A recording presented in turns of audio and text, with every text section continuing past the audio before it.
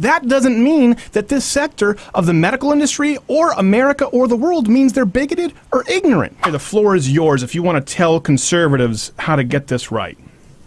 Sure. Well, you know, there's a lot of misinformation out there, and we can kind of get into some of those specifics. But the bottom line is that trans students need help. Trans people need help. They are one of the most targeted groups for discrimination. They experience really high rates of unemployment and homelessness and poverty as a result of that discrimination.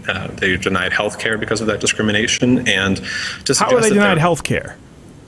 Sometimes doctors are transphobic and refuse to give them health care. Some of them because they don't have jobs. What do you mean they refuse to give them antibiotics for a cold? They refuse to give them flu shots? When you say denied health care, what do you mean? It's important we frame that in.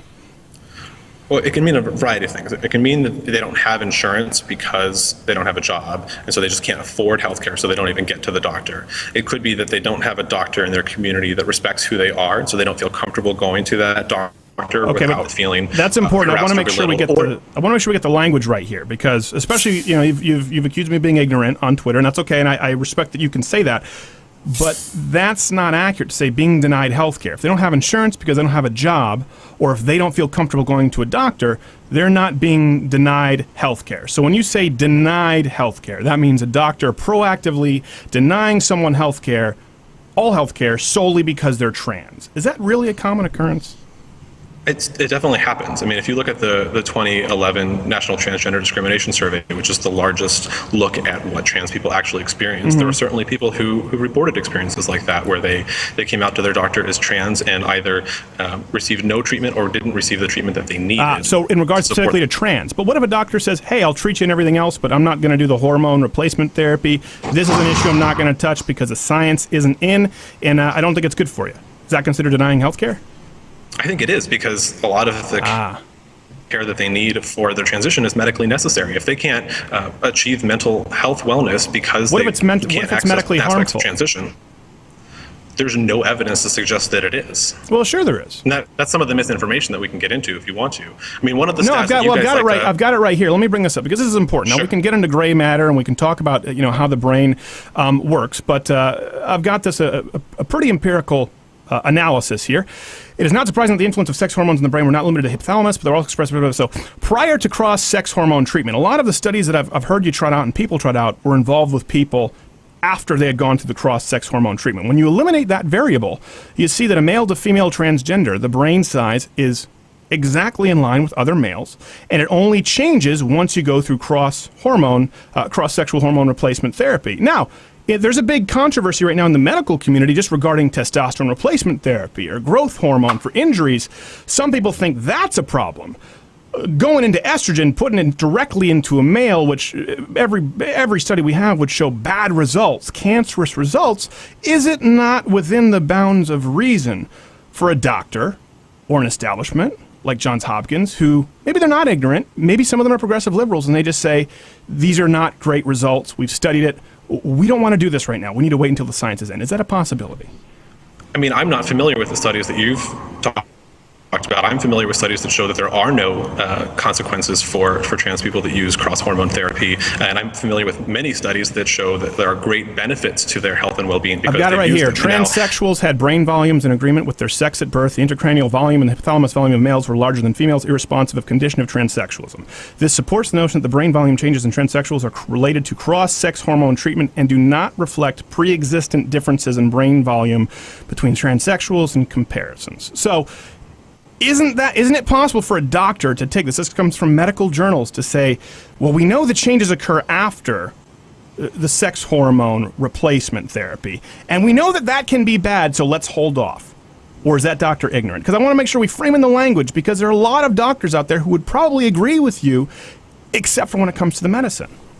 I mean, that's not the mainstream understanding whatsoever. You have one study that has particular singular factual. No, it's not what the American Medical Association says. It's not what the American Psychiatric Association says. You have one doctor, Paul McHugh at Johns Hopkins, who has many anti-LGBT biases. Well, hold on a second. You talked about doctors. Now you've gone from what's mainstream. You said I've not seen those, so we provided you with empirical data studies. You said, well, I've not seen that, and then you go to some doctors say this, and we could both agree, right? There's a political motivation behind a ton of what happens in the medical industry. I'm sure we're on board with that. Probably with big pharmaceuticals, probably with medical boards. We'd agree on that when it comes to a lot of things. So now we've denied the data and the statistics, but we've gone to what one doctor has said. I'm on board with medical organizations actually using, I'm only familiar with one doctor who advocates against cross-hormone therapy and transitioning for trans people, and that's Paul McHugh at Johns Hopkins, and that's where Johns Hopkins gets that reputation. So I'm not familiar with the study that you cited. I'm not sure I understand what it is you're concluding from that study,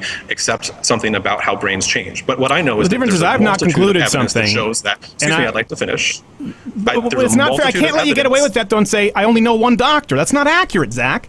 There's more than one doctor on planet Earth who thinks that injecting estrogen into a man or abnormal levels of testosterone into a woman could be bad. The only point I'm making here is that doesn't mean that this sector of the medical industry or America or the world means they're bigoted or ignorant. You're drawing a conclusion. I'm not. I'm saying, is it within the bounds of reason that a doctor may not want to treat that because the science isn't in, and it doesn't necessarily make them a transphobic bigot? It's a simple question.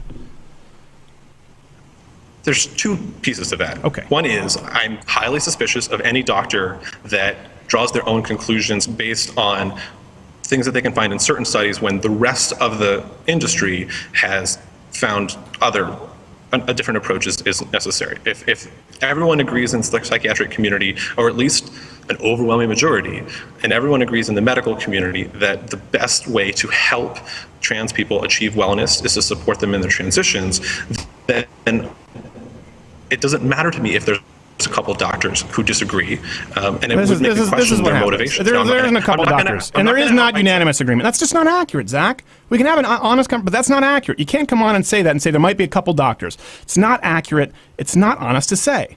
They're not entirely unanimous. And even if that were the case, consensus isn't an agreement because they were unanimous that it was a disorder not long ago. Why is that not okay? Because it's changed? Because that's how science works. We learn more and we do what makes the most sense based on the evidence that comes in. The reason it's moved is because we've got more evidence that supporting trans people in their transition is what supports their well-being. You just discounted the evidence that I brought up and said I've not heard of it and I only know of one doctor. That's not science.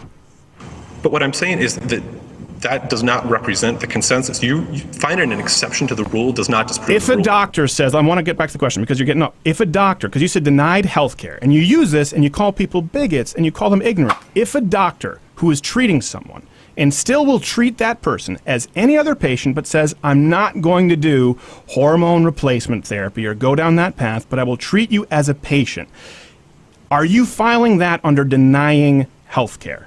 I just want to be clear. If the standards of healthcare say that supporting trans people in their transition is the best way to support them, and they are rejecting those standards, we do have them, and those are the standards that they reject, then yeah, I would say that there's a problem that's denial of treatment. Okay, I just want to make clear for the audience listening, because when Zack Ford says transgender people are being denied treatment in record numbers, what he is saying is if every single doctor does not give them any kind of transition treatment they want, that should be considered denial of health care. And the same token, I can't get a lot of treatments that I want that are electable from my doctor. So I just want to make sure people understand that. The problem is that you're thinking about them. Well, you just threw the word elective out. The problem is that it's not elective. The problem is that we know from the research that supporting trans people in their transition is what supports their mental health wellness. And so if they're experiencing gender dysphoria, if they're experiencing any sort of depression or suicidal thinking as a result of not being able to correct that dysphoria, then rejecting them the treatment that helps them overcome that is problematic. Oh gosh, we use that word problematic. Well, the suicide rates don't get much better. Watch Louder with Crowder live, Monday through Thursday, 10 a.m. Eastern.